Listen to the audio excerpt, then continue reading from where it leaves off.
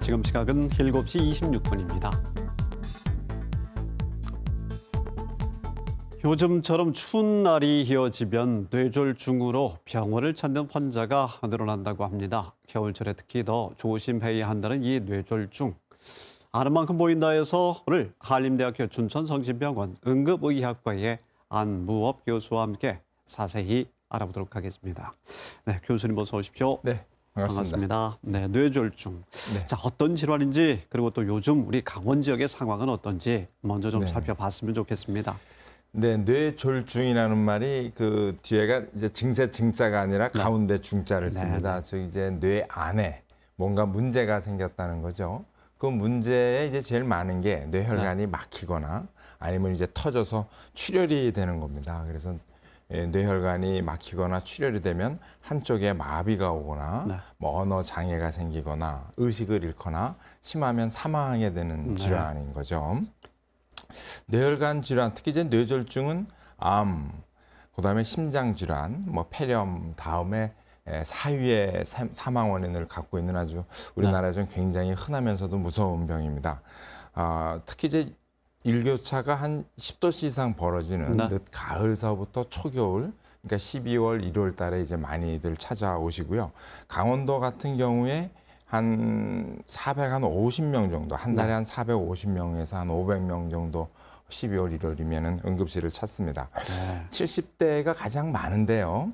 최근에는 점점 50대, 40대, 심지어 이제 30대까지 뇌졸중 환자들이 응급실을 찾고 있습니다. 네. 요즘 강원도에서는 한 달에 450명 한 50명 정도, 그 그렇군요. 정도가 지금 응급실을 찾고 있습니다. 일교차를 잠깐 언급을 해주셨는데요. 네네네.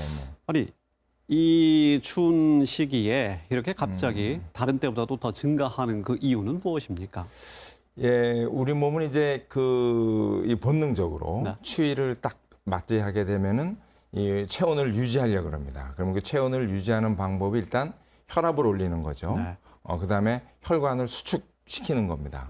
그러면 뇌혈관에 평상시에 문제가 있는 분들은 혈압이 올라가고 혈관이 좁아지니까 이제 그 농도가 올라가겠죠. 피의 농도가 올라가면서 막히거나 또는 혈압이 갑자기 문제가 있는 혈관에서 이제 터지게 되는 거죠. 그래서 추위 자체보다는 그 일교차, 또는 이제 밤과 낮의 어떤 온도 차이, 또 실내외의 어떤 온도 차이, 그런 것에 의해서 우리 교감신경이 이제 지나치게 반응하는 것이 이제 문제가 되는 겁니다. 낮은 기온보다는 온도차, 기온차가 더 큰 위험 요소가 되는 것이군요. 네, 그래서 최근에는 여름에도 이제 에어컨을 너무 심하게 트는 경우에 그때도 그 온도 차이 때문에 혈압이 올라가고 이래서 그 여름철에도 요즘에는 이제 뇌졸중이 많이 발생하고 있습니다. 그렇군요. 알겠습니다. 이 뇌졸중에는 전조 증상이 있다고 알고 있는데요. 우리가 평상시에 좀 알고 있으면 유사시에 큰 도움이 되겠죠? 네. 어떤 일단 제일 흔한 전조 증상이 이제 편측마비죠. 한쪽, 편측, 이제 한쪽, 몸의 왼쪽이나 오른쪽이 이제 아주 뭐 심한 경우에는 안 움직이는 경우도 있지만 이렇게 볼펜을 떨어뜨린다든지 이제 수저를 떨어뜨린다든지 이런 이제 편측마비가 발생을 제일 많이 하고요. 그 다음에는 이제 언어장애입니다.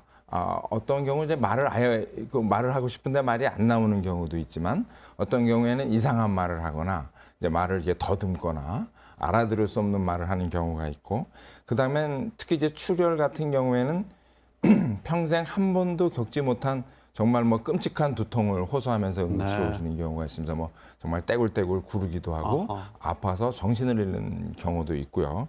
그 다음엔 이제 시각장애입니다. 시각장애라는 게 눈이 안 보이는 것이 아니라 이 오른쪽이 안 보인다든지 왼쪽이 안 보인다든지 이 어느 시야, 어느 일부가 이제 안 보이는 시각 장애가 생기고요. 그다음에 이런 증상들과 더불어서 어지러움증이 생기시는 분들이 있습니다. 근데 이제 어지러움증 같은 경우에는 어지럽기만 한 게 아니라 뭐 편측마비랑 같이 어지럽다든지 아니면 언어장애랑 같이 어지럽다든지 이렇게 언어장애가 옵니다. 그래서 그걸 5가지 증상을 이제 뇌졸중의 5대 증상이라고 얘기하고 있습니다. 이 전조 증상을 그럼 본인이 자각하거나 주위에서 그거를 알게 됐을 때는 빠른 후속이 어떤 조치보다도 중요하다고 하는데요. 시간이 중요하다고 하는데 왜 그렇습니까? 예, 특히 이제 이 혈관 질환들, 심장 질환들이나 뇌혈관 질환을 이제 얘기할 때 우리가 늘 얘기하는 게 골든 타임입니다. 그래서 심장 질환에서는 우리가 골든 타임을 한 4시간 정도 얘기하고 있는데 뇌혈관 질환은 보다 좀 짧습니다. 3시간 정도를 얘기하는데 예를 들면 뇌혈관이 막혔다. 이러면 응급실에 빨리 가서 3시간 안에 이거 막힌 부분을 그 혈전 용해제를 써서 다시 뚫어주면 정상으로 회복할 수가 있거든요. 출혈 경우에도 그렇습니다. 그렇지만 이 3시간을 환자 입장에서는 그렇게 보면 안 되고 병원에 가서 검사하는 뭐 CT도 찍고 그렇군요. MRI도 찍고 검사하는 시간이 있기 때문에 가능하면 환자 입장에서는 1시간 안에 응급실을 가는 것이 이제 골든타임의 중요한 포인트입니다. 네. 자각을 했거나 또 주위에서 발견을 했을 때 무조건 그럼 119에 그렇죠. 전화해서 빨리 병원으로 가는 것이 가장 중요하겠군요. 의심스러우면 바로 가야 됩니다. 이걸 뭐 좀 두고 보자 이러면 안 되는 거죠. 좀 뭐 왼쪽에 힘이 좀 빠진다든지 이러면 바로 가야 됩니다. 알겠습니다. 뇌졸중에 또 재발이 많다고 하는데요. 그 상황은 어느 정도나 됩니까? 뇌졸중에 한번 걸린 분들의 이제 5명 중에서 1명이 5년 이내에 이제 재발을 합니다. 근데 이제 이렇게 재발하는 경우에는 처음에 이 뇌졸중에 걸릴 때보다 사망률이 한 2배 정도 올라가고 특히 이제 안타까운 것은 치매로 갈 확률이 3배 이상 증가합니다. 그래서 이런 재발을 막기 위해서는 일단 그 약물 관리가 굉장히 중요하고요. 또 그리고 뇌졸중에 한번 걸린 분들은 운동이 중요하지만 그 운동을 그 전처럼 뭐 좀 막 열심히 하고 막 그렇게 하시면 안 돼요. 무리하시면 안 되고요. 이제 꾸준하게 좀 적절하게 이제 그 재활 수준에서의 운동을 좀 잘 하셔야 되고 이제 금연 절주는 아주 뭐 필수 요소입니다. 그리고 이제 음식도 가능하면 혈관 건강에 좋은 음식을 드셔야 됩니다. 알겠습니다.